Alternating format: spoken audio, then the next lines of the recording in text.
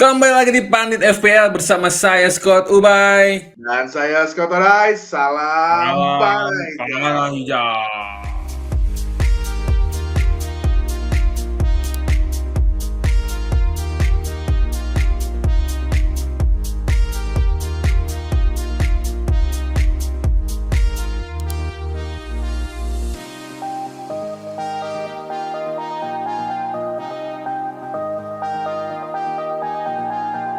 Oke, memasuki game week 21 nih Scott.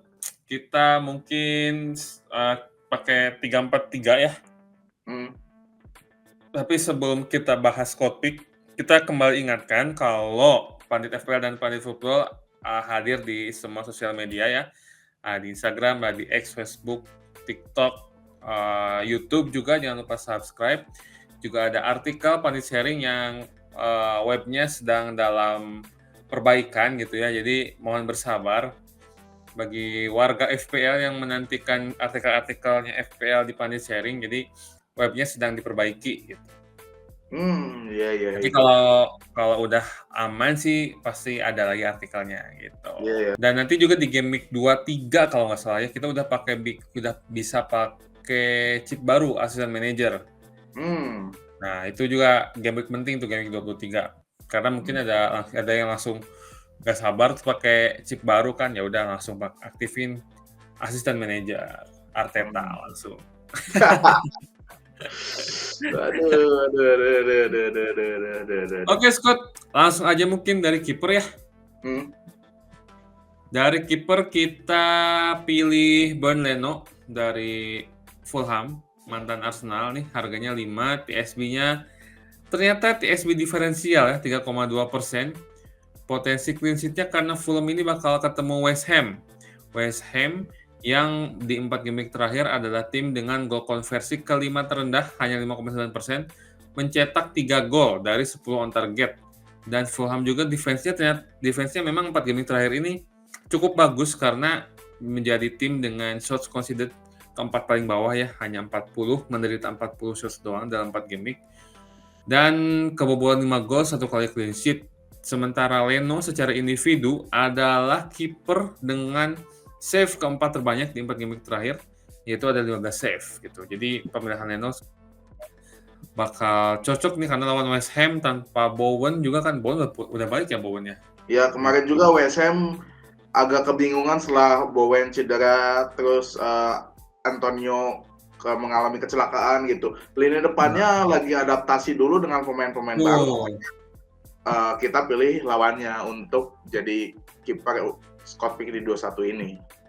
Nah, karena ya memang secara Leno juga kan udah lama tuh main di Liga Inggris kan. Oh, Bowen masih cedera ya. Wah, masih lama sih ini. Masih lama, 3 Februari. Jadi ya pemilihan Leno banyak justifikasinya, banyak alasannya. Jadi jangan ragu-ragu buat yang punya Leno langsung pasang aja gitu. Menarik. Lanjut Scott. Oke, untuk defender pertama ini agak mengejutkan, kita pilih Diogo Dalot dari Manchester United. Harganya 5, TSB-nya 7,2%. Nah, tadi sudah disebutkan juga MU akan lawan Southampton. Southampton ini adalah tim nomor 1 terbawah gol konversi, yaitu hanya mencetak 1 gol dari 4 game week terakhir. Jadi potensi untuk clean sheet bagi Dalot atau lini pertahanan MU cukup besar. Meskipun di 5 pertandingan terakhir MU belum pernah clean sheet. Tapi mungkin ini menjadi titik balik gitu. Karena kita lihat Southampton ini salah satu gol konversinya paling jelek dan shoot-nya juga nomor 4 terbawah. Selain itu, Dalot ini dipuji juga sama Arne Slot gitu karena menyulitkan kemarin Liverpool. Dari statistiknya gol atau asisnya dari game week terakhir, Dalot ini adalah top 2 defender yang paling banyak melakukan shoot, yaitu 6 kali, in the box-nya 3 dan 1 on target. Jadi kalau dilihat dari eye test dan juga statistik, Dalot ini lebih banyak overlapping dibanding kanannya MU gitu, Mazraoui. Agak anomali juga, padahal Dalot ini adalah posisinya di kanan, tapi karena di beberapa pertandingan terakhir terus dipaksa dalam tanda kutip di kiri, jadi udah mulai terbiasa, udah mulai terbangun chemistry-nya di sebelah kiri dengan Bruno Fernandes maupun dengan Garnacho gitu. itu juga menarik sih, ya setuju sih sama Dalot kemarin lawan Liverpool mainnya mengejutkan ya, nggak kayak biasanya gitu. Harganya juga 5, mirip-mirip, mirip-mirip Robinson, malah sama ya kayak Robinson. Cuman kepemilikannya nggak sebanyak Robinson. Nah, Robinson ini juga jadi back pilihan kita kedua ya setelah Dalot. Robinson dari Fulham harga 5 sama sebenarnya alasannya kayak Leno. Lawannya West Ham, jelek goal konversi, terus Fulham juga defense-nya lagi bagus. Dan poin plusnya adalah Robinson di 4 game terakhir itu merupakan defender atau back dengan creating chance paling banyak, ada 8.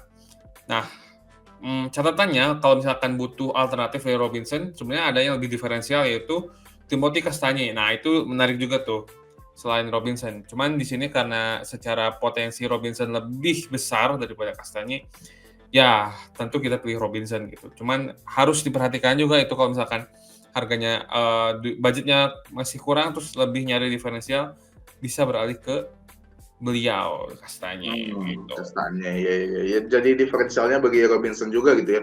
Secara harga, secara TSB ya. Menarik juga Castagne selalu main 90 menit di 4 game terakhir, jadi Benar. kayaknya aman sih ininya tempatnya. Oke. Yang terakhir kita pilih Lucas Digne dari Aston Villa, harganya 4,6, lebih murah dibanding yang lain. TSB-nya 7,3%. Potensi clean sheet-nya Aston Villa ini akan lawan Everton. Everton ini kalau tadi Southampton itu satu terbawah gol konversi, Everton ini nomor 2 atau sama-sama mencetak 1 gol saja gitu dari 4 game terakhir. Shoot-nya juga lebih jelek atau lebih buruk dibanding Southampton, yaitu hanya 35. Jadi secara statistik Digne ini sekarang udah menjadi pilihan utama dari Aston Villa. Potensi clean sheet-nya cukup besar ketika menghadapi Everton gitu. Terus ada potensi gol maupun assist dari Lucas Digne ini. Dari 4 game week terakhir adalah dia sudah menciptakan 5 created chance. Nah, ini lumayan juga gitu. Jadi ada potensi gol maupun assist dari Digne, dan juga Aston Villa akan menghadapi Everton yang secara penyerangan lagi kurang baik. Jadi ada 2 keuntungan lah di sini untuk Digne. Everton ini emang dari game pertama sih nggak kelihatan kayak bingung banget iya. Parah sih. Iya. Ininya depannya gitu. Tapi Digne ini Scott ya, Digne ini saya juga bingung nih karena Digne itu sering, ya bisa dibilang sering sih, kayak nggak ada apa-apa, nggak ada isu apa-apa, nggak ada cedera, nggak ada apa, kayak tiba-tiba gak dimainin gitu sama si Iya, Unai benar. ini. Benar.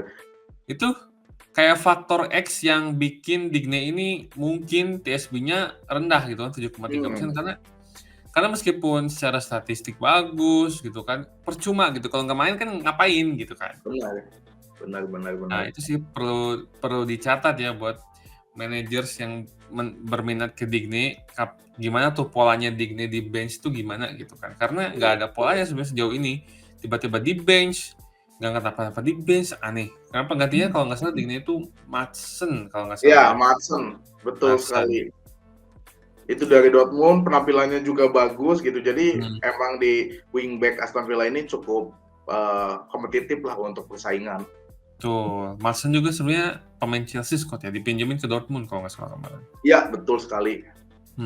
Jadi ada pengalaman di Liga Inggrisnya gitu. Mungkin next season mungkin Maatsen lebih reguler, bisa jadi loh. Karena kan masih muda gitu. Benar. Asal konsisten aja gitu di sisa Premier League musim ini. Betul. Oke. Next. Di posisi midfielder. Udah pasti Salah ya, tidak tergantikan Salah ini. Di 4 game week terakhir juga nggak harus 4 game week, 6 game week, 8 game week juga konsisten. Kayaknya kalau nggak salah Salah ini belum pernah blank, Scott. Kalau nggak salah. Pernah nggak ya? Cuma 2 kali. 2 kali ya Salah. Atau berapa game week terakhir nggak pernah blank, benar. Berapa game week ya? 4, 5, 6, 7, 8, 9, 10, 11, 12 game week nggak pernah blank, gokil. Jadi Salah sih wajib ya, udah pasti ya. Dan 4 game week terakhir selalu konsisten, 6 game week terakhir juga selalu konsisten. Dia jadi top midfielder ya, dari sisi shots, dari sisi creating chance, jadi salah satu yang paling banyak, selalu ada di deretan teratas gitu kan. Shots juga dia masih paling banyak, top scorer juga, udahlah pokoknya Salah mah wajib gitu. Tapi kalau misalkan bertanya apakah harus punya aset 2 Liverpool, terutama dari midfielder, menurut saya sih, sayang sih menurut saya. Karena di Sayang, sayang. midfielder banyak banget tuh potensi-potensinya, meski nggak harus dari Liverpool gitu. Jadi menyesuaikan fixture sih, menyesuaikan jadwal gitu kan. Karena sayang kalau misalkan terlalu banyak aset Liverpool, apalagi di midfield. Jadi nggak ngeakomodir aset lain yang dari tim lain gitu, padahal sama-sama potensial gitu sih. Benar, benar, benar. Selain itu mungkin rotasi juga ya dari Arne Slot gitu, entah itu Gakpo, Jota, Diaz, Dia ataupun Nunes di depan gitu, saling bergantian mengisi peran. Cuman salah yang tidak tergantikan sejauh ini. Tuh, dia penalti taker lah, pokoknya udah semuanya salah. Cuman masalahnya belum perpanjang kontrak doang, nah itu tuh. Pindah ke Al Nassr. Nggak tahu tuh itu akan berdampak apa enggak ya, soalnya dulu Arsenal tuh punya Aubameyang ya, nah itu cukup berdampak tuh. Ketika Aubameyang si kontraknya belum jelas tuh, itu cukup berdampak gitu. Iya, iya. Oke, next siapa Scott? Oke, midfielder kedua kita pilih Eze dari Crystal Palace, harganya 6,6, Aduh. ISB-nya 8,2%. Potensi golnya, Crystal Palace ini akan lawan Leicester. Leicester ini dari 4 game week terakhir adalah top 8 shoot conceded atau tim yang paling banyak menerima ancaman melalui tendangan, yaitu 54 kali, dan sudah kebobolan 10 kali, belum pernah clean sheet gitu. Ini menjadi potensi yang cukup bagus bagi lini penyerangan Crystal Palace, termasuk Eze juga gitu, bisa mendulang poin di game week ini. Selain itu, ada statistik individu yang tidak kalah mendukungnya gitu. Dari 4 game week terakhir, Eze ini adalah top 3 midfielder yang paling banyak melakukan shoot, yaitu 14 kali, in the box-nya 7, on target 6, dan sudah menciptakan 1 gol. Nah, ini mungkin salah satu opsi diferensial lain bagi para manajer, karena kepemilikannya hanya 8% gitu. Eze ini bisa menjadi tonggak untuk para manajer mendapatkan panah hijau ketika orang-orang belum melirik Eze, karena lawannya adalah Leicester. Nah, masalahnya di Crystal Palace ini mungkin banyak manajer yang udah terlanjur beli Ismail Assar, Scott. Termasuk saya. Betul.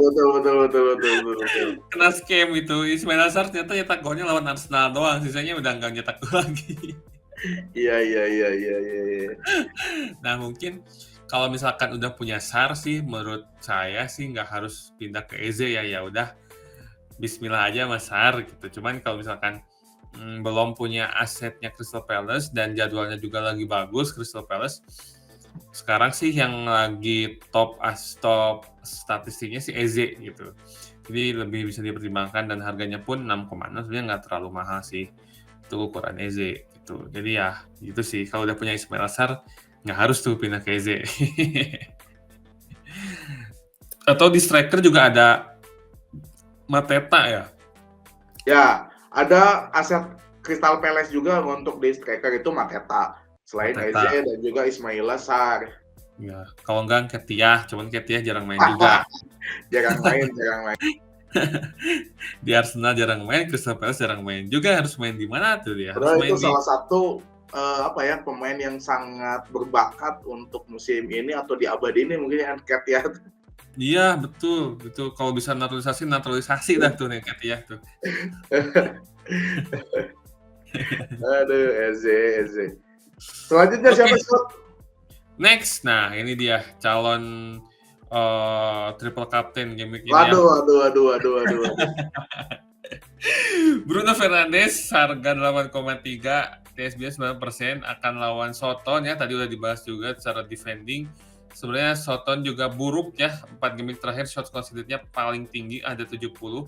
In the box 48, on target 26, gol kebobolan 8 gol, hanya 1 kali clean sheet. 4 game terakhir Bruno juga jadi midfielder terbaiknya MU lah, intinya mah, bukan midfielder terbaik Premier League ya, tapi MU gitu. Dari segi shots juga 10, paling banyak, in the box 3, on target 4, creating chance-nya juga paling banyak 9, juga penalty taker, free kick taker, semuanya diambil sama Bruno. Jadi kalau mau karena lawannya Soton ya, terus tertarik aset MU sih, sebenarnya opsi terbaik sebenarnya Bruno 8,3 tapi harganya. Kalau selain Bruno, ini kira-kira siapa Scott nih di MU ini nih? Kalau selain Bruno sih kayaknya lebih bagus Aman kalau secara harga gitu. Aman ya? Mainnya populer juga, terus meskipun belum konsisten gitu, tapi Aman tuh selain Bruno Fernandes adalah aset MU yang sekarang yang paling baik lah untuk saat ini gitu. Bukan ini Scott, bukan Garnacho gitu. Garnacho udah nggak sering main ya?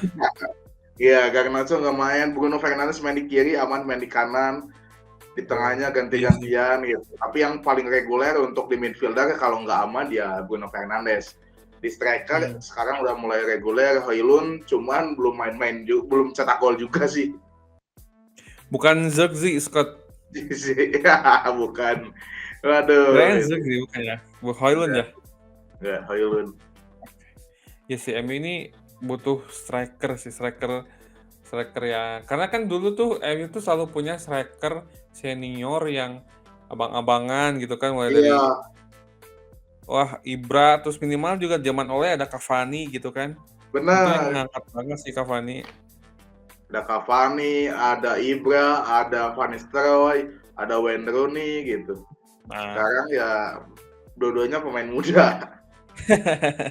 iya butuh pemain senior sih itu. Kayak MU tuh. Sama kayak Arsenal juga, Arsenal butuh striker sih harusnya. Iya, iya. Mungkin Isak lah, Isak Arsenal. Rafael Strike Strike ya. lanjut. Next one. Kita ke midfielder terakhir, kita pilih Cole Palmer dari Chelsea. Harganya 11,4, TSB-nya 68,8%. Palmer dan Salah ini kayaknya aset wajib yang dimiliki para manajer EPL musim ini gitu. Karena secara TSB keduanya nggak beda jauh. Salah 70, Palmer 68 gitu. 68. Nah, dari statistik deh, Chelsea ini agak sedikit menurun di beberapa pertandingan terakhir. Cuman sekarang Chelsea akan menghadapi Bournemouth gitu. Bournemouth ini adalah salah satu tim yang paling banyak terancam melalui tendangan, yaitu dengan 53 kali dari 4 game week terakhir dan sudah kebobolan 2 gol. Terus Palmer ini secara statistik individu dari 4 game week terakhir, shoot-nya adalah nomor 6 terbaik dengan catatan 13 shoot, 3 in the box, 5 on target, dan sudah menciptakan 2 gol. Lalu ada potensi assist juga dari Palmer dari 4 game week terakhir, dia adalah midfielder dengan created chance terbanyak yaitu 13 kali. Jadi nggak ada alasan untuk tidak memilih Palmer gitu. Selain itu dia juga pengambil corner kicker, penalty kicker, dan juga free kick gitu. Jadi hampir sama kayak Salah, cuman bedanya Palmer ini secara tim agak menurun, Chelsea-nya kalau Liverpool sedang stabil gitu. Jadi pemilihannya dua-duanya harus ada kayaknya gitu untuk saat ini. Cuman pemilihan kaptennya nih antara Palmer atau Salah. Oke, saya sih Bruno sih sebenarnya. Tapi nanti lah kapten Maya. Nanti lah kapten Maya. Kakak Nanti saya kapten masuk Maya. Dubai ini. Oke, Palmer ya. Sebenarnya di Chelsea juga belum ada midfielder lain yang seenggaknya bisa mendekati Palmer ya potensinya. Jadi kalau berminat sama si Chelsea sih masih di Palmer doang ya. Sancho mungkin bisa jadi pilihan, tapi Sancho juga posisinya sering ditukar-tukar, sering diganti-ganti juga sama siapa ya? Sancho sama Neto di kanan Neto ya, Madueke. bener, Iya, Madueke, iya bener. masih Jadi belum mending konsisten, Palmer lah. bahkan di midfieldnya di strikernya kayak Nkunku atau Joao Felix itu masih belum konsisten. Bahkan striker terbaik juga Nicholas Jackson masih belum konsisten. Nah, Jackson juga isunya adalah dia udah punya 4 kartu kuning biasanya, yang sering dibahas tuh. Jadi ada banyak orang yang tertarik buat jual Jackson karena selain udah lama gak nyetuk poin ya, juga dia punya 4 kartu kuning. Jadi sayang gitu kan, takutnya dia dapat kartu kuning udah gak bisa main lagi dah. Gitu. Oke, masuk ke forward. Kita udah pasti ambil Isak ya. Isak ini wajib juga nih, Isak selain Salah.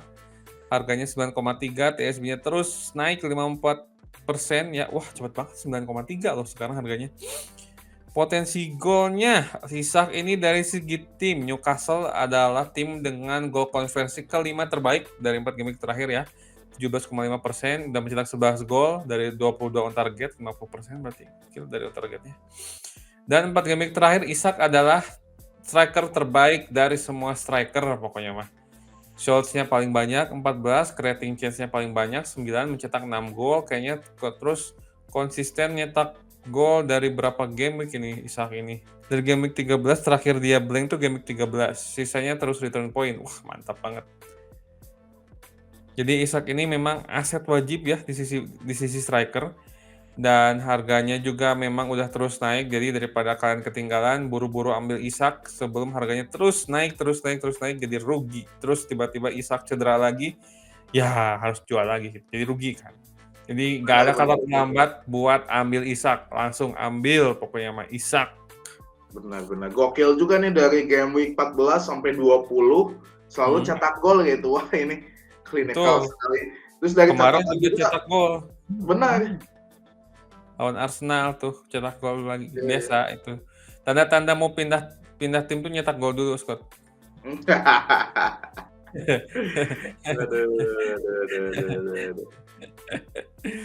Oke. Yang kedua siapa, Scott, forward-nya?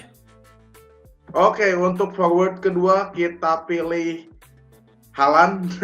Akhirnya kita pilih lagi. Pilih lagi dong. Udah 30%, harganya yang kemarin 15 lebih, sekarang 14,8. Kemarin cetak 2 gol. Terus dari statistik secara tim, Manchester City ini adalah top 4 shoot dari 4 game week terakhir, sudah menciptakan 60 shoot. Dan 8 gol dari 4 game week terakhir, atau rataan 2 gol per pertandingan gitu. Secara statistik individu, Haaland ini juga adalah top 5 forward yang paling banyak melakukan shoot, yaitu 11 kali, 11-11-nya in the box, 6 on target, dan sudah mencetak 3 gol. Selain itu, ada potensi assist juga dari Haaland. Dia adalah striker dengan created chance, yaitu 5. Lumayan juga nih. Banyak ya? Lumayan juga, banyak. Menarik juga nih Haaland. Kalau Isak ini 9 ya, atau creating chance-nya. Jadi agak unik juga sih Haaland, biasanya creating chance-nya hampir nggak ada gitu kan. Sekarang ada juga. Mungkin ada sedikit perubahan taktik mungkinnya si Pep ini, karena Haaland mungkin dituntut harus lebih mobile, nggak cuma nunggu bola doang di depan gitu kan. Mungkin dia juga, kalau nggak salah Pep tuh pernah kritik Haaland karena Haaland itu nggak bisa main kayak Isak gitu, yang dia bisa mobile, terus pemahaman ruangnya itu nggak sebaik Isak gitu ya. Pernah tuh dikritik Pep kalau nggak salah ya. Iya. Mungkin Haaland kayak introspeksi diri gitu kan, terus berusaha lagi improve sehingga sekarang mulai kelihatan lagi. Juga lawannya City itu ke depan juga masih gampang-gampang gitu kan. Jadi kalau secara jangka panjang ngambil Haaland juga sebenarnya nggak terlalu rugi. Cuman balik lagi, ekspektasi kita ke Haaland tuh bukan 1 gol ya setiap pertandingan ya, minimal 2 gol lah, atau 1 gol 1 assist gitu kan buat Haaland.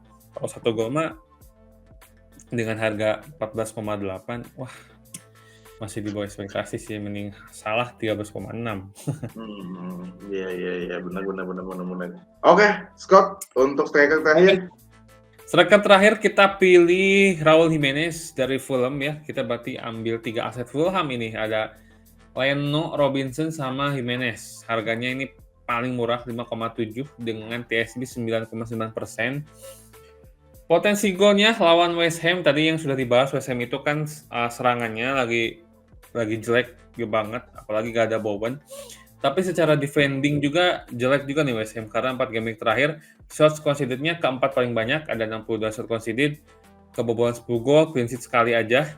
Dan Fulham juga ternyata secara serangan juga bagus, karena di 4 game terakhir mereka shots-nya kedua paling banyak. Bukan Fulham-nya, tapi Jimenez-nya. Jimenez adalah striker kedua dengan shots paling banyak. Ada 14, on targetnya 6, dan cetak 3 gol. Ini juga jarang dibahas nih Jimenez ini. Tiba-tiba cetak 3 gol dari 4 game week gitu.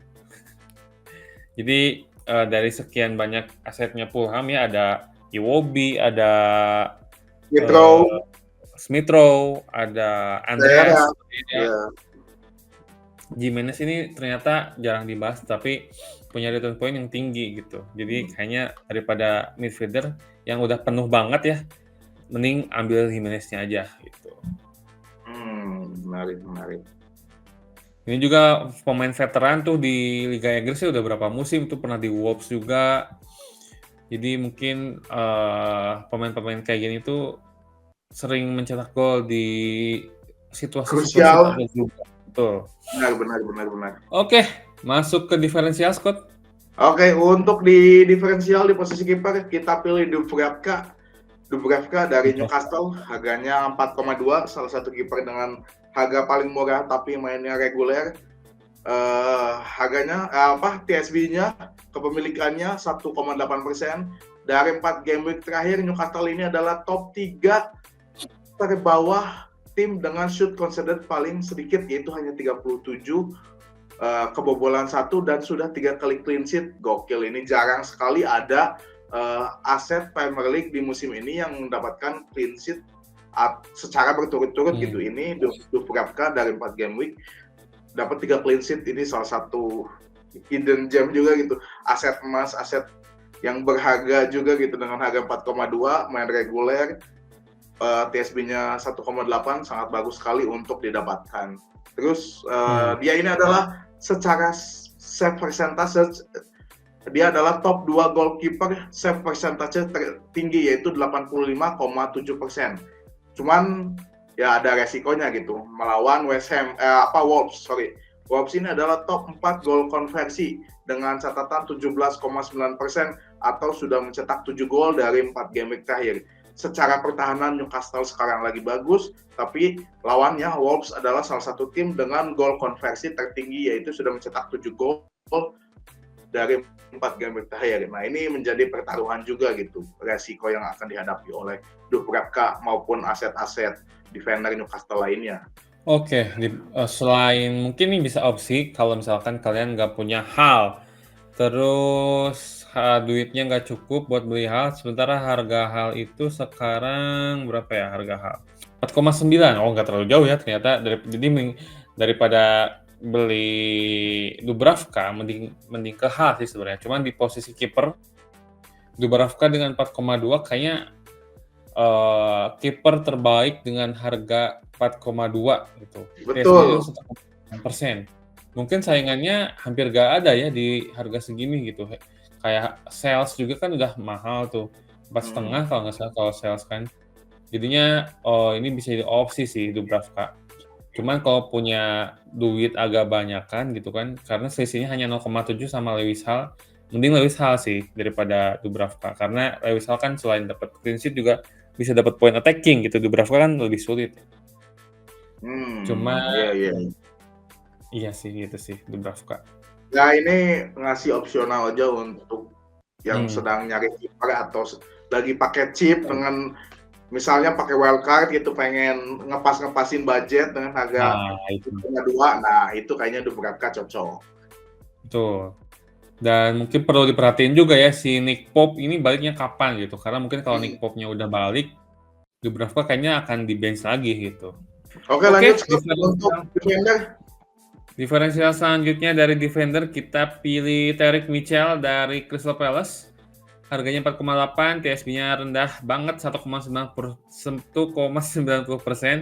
Potensinya Crystal Palace ini akan lawan Leicester ya. Lawan Leicester dengan shots paling sedikit dari 4 game week, cuma 28 shots aja dan hanya cetak 2 gol Leicester itu. Jadi ada potensi clean sheet buat Mitchell.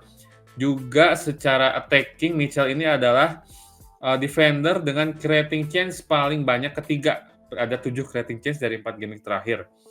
Cuman dari risikonya, namanya juga aset diferensial ya, Mitchell ini secara tim ya Crystal Palace, itu shot conceded-nya atau menderita tembakannya itu ke-7 paling banyak, ada 54, dan kebobolan 7 gol dengan hanya 1 kali clean sheet gitu. Nah, selain Mitchell, mungkin opsi lainnya adalah Munoz dari Crystal Palace juga. Kalau mau nyari aset Crystal Palace ya, diferensial defender dari Crystal Palace. Kalau nggak Mitchell, Munoz sih kalau saya. Iya, kalau nggak Guehi juga bagus tuh, harganya nggak terlalu jauh, 4,4 gitu, lebih murah dari Mitchell. Next Scott di midfielder. Untuk midfielder kita pilih Antoine Semenyo dari Bournemouth. Harganya 5,6, TSB-nya 6,6%. secara potensi dari 4 game week terakhir, Bournemouth ini adalah top 3 tim dengan shoot paling banyak, yaitu 63 kali, in the box-nya 45, on target 24, dan sudah menciptakan 6 gol. Lalu dari statistik individu, Semenyo ini adalah top 2 midfielder yang paling banyak melakukan shoot, yaitu 15 kali, in the box-nya 10, on target 7, dan sudah menciptakan 1 gol dari 4 game week terakhir. Cuman ada resikonya juga nih, Bournemouth akan lawan Chelsea. Kita tahu sendiri Chelsea dari 4 game week terakhir sudah menciptakan 1 clean sheet gitu, dan dia juga secara shoot conceded gitu salah satu yang paling bawah atau jarang terancam. Nah, ini menjadi tantangan bagi Bournemouth bagaimana bisa mencetak gol ke gawang Chelsea gitu. Apalagi Semenyo. Semenyo ini berarti temen anaknya pelatih timnas kita berarti ya? Betul sekali, betul sekali. Betul sekali. Jadi kalau nongkrong ini, wah bapak saya sekarang ngelatih timnas Indonesia gitu lah. Temen anaknya tuh kalau lagi main gitu kan, main PS bareng gitu kan, bro, bapak saya sekarang ngelatih timnas Indo. Wah, keren banget. Jadi pembicaraan di locker room Bournemouth gokil. Gokil. Semenyo lagi nalis sepatu, datang Clifford gitu, wah bapak kamu sekarang jadi pelatih itu.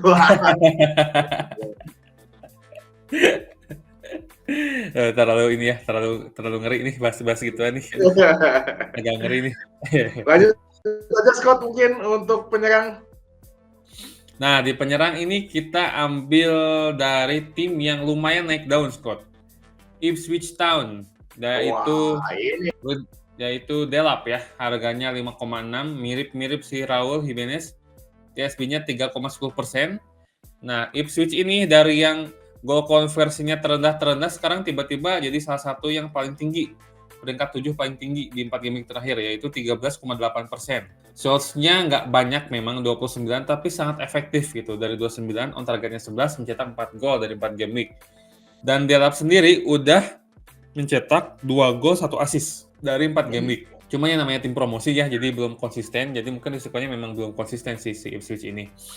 Tapi ini perlu jadi aset dan tim to watch gitu kan, Ipswich dan Delap ini, karena performanya lagi naik dan sebenarnya lawan-lawan secara di atas kertas ya, semua lawan Ipswich itu kan lebih sulit gitu, karena Ipswich ini kan tim promosi. Jadi kalau lihat peningkatan performanya ini wajib dipantau sih Ipswich, terutama Delapnya ya sebagai striker di depan.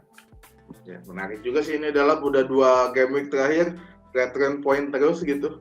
Betul. Harganya juga kan 5,6 gitu ya. Ya udah beli dan lupakan aja sih kalau Delap, mungkin sama kayak Raul tadi. Sekarang kapten Scott, saya mau udah jelas Bruno. Bruno, all in Bruno fix. Tapi nggak tahu sih, kayaknya cheat code FPL musim ini salah satunya adalah kaptenin yang lawannya Soton gitu ya. Kayak kemarin Beumo juga kan. Wah. Nah, ini bisa jadi opsi sih, daripada Salah mulu, Palmer mulu, Isak mulu, Bruno. Benar. Boleh deh Bruno deh. Bruno bener.